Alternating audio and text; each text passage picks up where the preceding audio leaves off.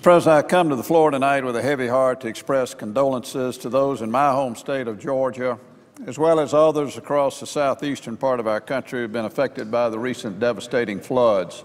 It's hard to imagine that 1 year ago we in Georgia were in the 4th year of extensive drought, and yet today across the metro Atlanta area and throughout North Georgia, we have gone from a water crisis in the last couple of years to rising waters that have transformed neighborhoods into rivers, ball fields into lakes, and basements into dank pools. Rafts and kayaks have taken the place of cars in streets. In many areas, the only dry places are rooftops and treetops.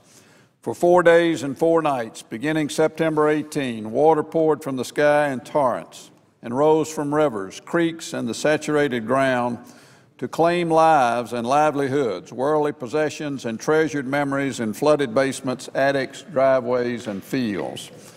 The Chattooga and Chattahoochee rivers and Chickamauga Creek, swollen by days of rain, topped their banks with deadly results. The Chattahoochee crested at 30 feet, some 15 feet above flood stage. Nearly 1,000 families have lost their homes to flooding they never expected to see in their lifetimes. Others found their businesses submerged. Because most aren't in floodplains, they don't have flood insurance. Many have lost everything they own during already tough economic times. In addition to homes and businesses, the rising waters destroyed roadways, swept away bridges, tainted drinking water, and damaged sewer systems. It will take months, if not years, to repair the damage. Even more heart-wrenching is the fact that 9 Georgians and 1 resident of Alabama just across the state line have perished in the rushing waters. When all was said and done, more than 20 inches of rain fell on Georgia, breaking a 130-year-old record at Atlanta's Hartsfield-Jackson International Airport. More than 30,000 people were without power in the metro Atlanta area. The Red Cross sheltered hundreds rendered homeless by the floods. However, the worst situations often bring out the best in people. Local first responders and emergency personnel work tirelessly to protect lives and property and to rescue those trapped by the waters. Their bravery and sacrifice is exemplary.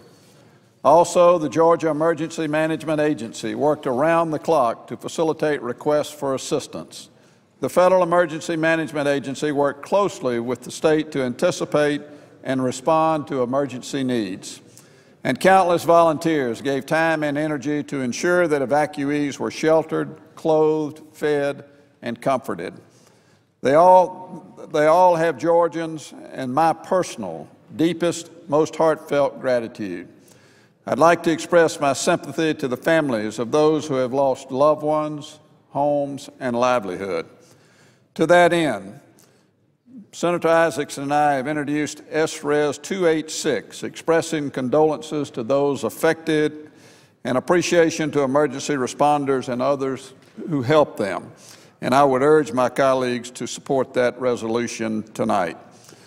On September 21, Governor Sonny Perdue declared a state of emergency in 17 counties. I understand that President Obama called Governor Perdue Tuesday night to discuss the needs of Georgians and assured the governor that his request for federal aid would receive prompt attention.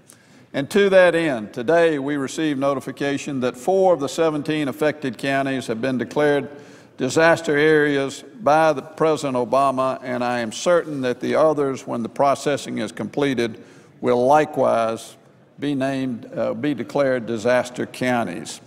Tomorrow, Vice President Biden will accompany Senator Isaacson and myself to Georgia to take a first-hand look at what's going on. Mr. President, we're literally underwater. Georgia and other parts of the Southeast need the assistance of the federal government in this case, as well as the state government, and to that end, we're seeing the response in a very appropriate way.